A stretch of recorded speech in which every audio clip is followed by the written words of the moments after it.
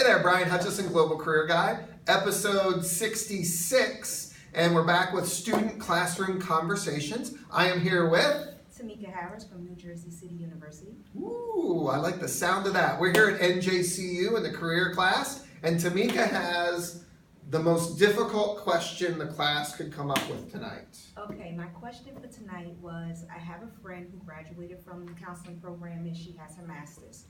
And her concern was that she felt that licensed clinical social workers make more money than counselors with the master's. So I wanted to ask you, how can we as future counselors without masters make ourselves more marketable? Wow, that's a really, I think, important and great question. And so the first thing I think about is where that information comes from. And so off the top of my head, I think the national data does show that on average, social workers make more than counselors. And then when you look at any specific region or city, you can probably find data that's that way as well. But the reality is that data is an aggregate, and so it's everyone in whatever region it represents. And so there are counselors, clinical mental health counselors, that do much better than social workers. And so for me, the question is, how can you maximize your opportunity and then your income at graduation? Correct. If I answered that, will we be doing okay?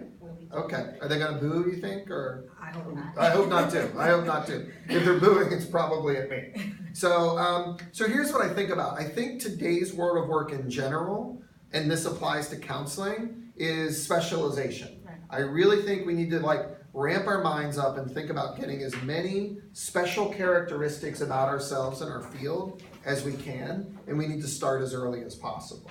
And so then, when you go into a job interview, you're not saying, I'm eligible for licensure, I'm eligible for licensure, I'm eligible, right? Many people are saying that.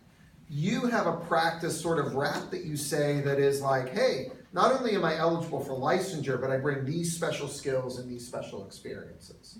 And so if I can use our program as an example, we have the only registered play therapy program in the state of New Jersey.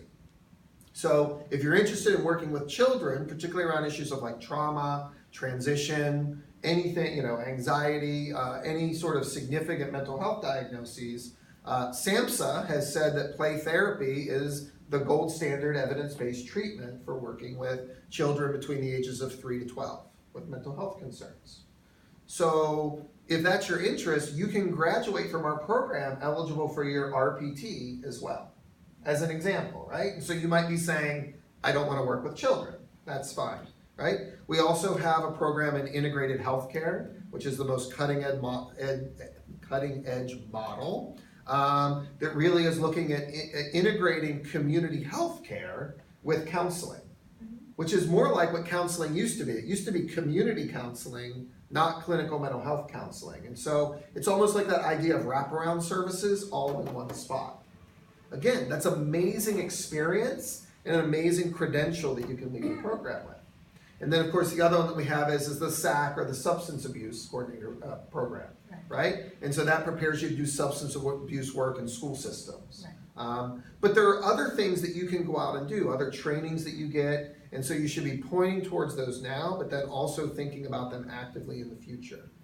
Because particularly with digital media, everyone has access to every counselor in the world, almost, in some way. And so I did a podcast once called Be a Unicorn, Not Be a Carp.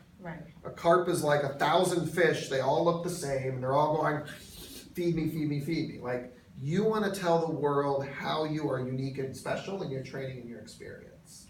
So, how'd I do? Make sense? Yes. Great. And so this message applies to all professions now, right? And we can see that just by Googling plumbers online. Like, there are dancing plumbers and singing plumbers and all kinds of things. And so it's really that idea of being focused on what makes you unique as a counselor.